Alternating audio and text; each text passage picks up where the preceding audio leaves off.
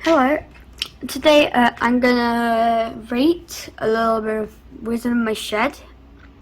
It's The Misadventures of Merlin the Wild by Simon Furnaby, illustrated by Claire Powell.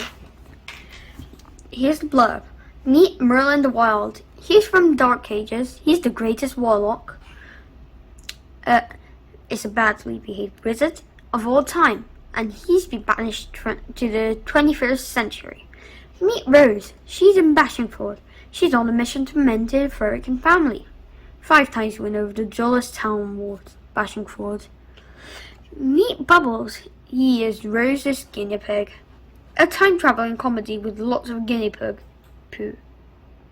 This is Simon Furnaby. He's an actor and also not a wizard. And yeah, it's a really good book. I highly recommend it. And yeah.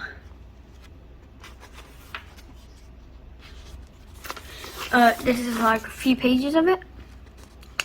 What is that? He said cheekily. I can't hear thee. I don't know what's going on out there, came a squeaky voice from Rose's bag, but it doesn't sound good. Merlin, no, he got Bubbles. But it was too late. With a flourish of Merlin's stuff to the end of the spell, all 4 of them fell sploosh into the cold blue water. Clothes, phone, hair, fudge, guinea pig and all. And they wailed and scrambled to get out. Rose holding her backpack over her head, and others trying to debate in vain, saved their precious phones. Merlin laughed at himself, and he went back to foraging the forest floor. The children eventually emerged from the water, and Rose pulled out a very saturated and very angry Bubbles out of her bag, putting him on the rock to dry. She was really beginning to understand why Merlin has cast out of the world now.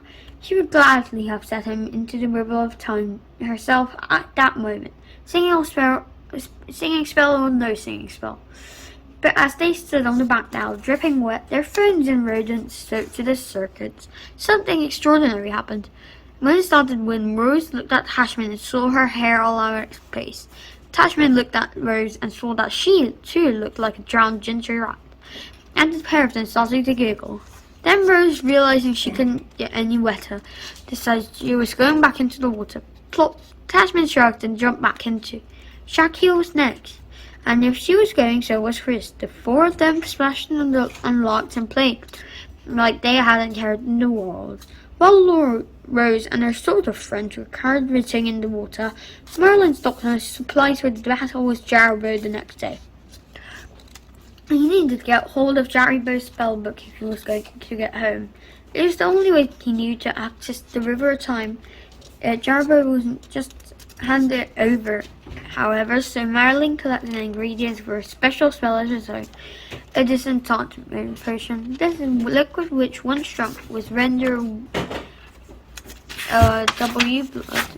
powerless forever. And yeah. It's 5 out of 5, fiction, fantasy, and yeah, I love it.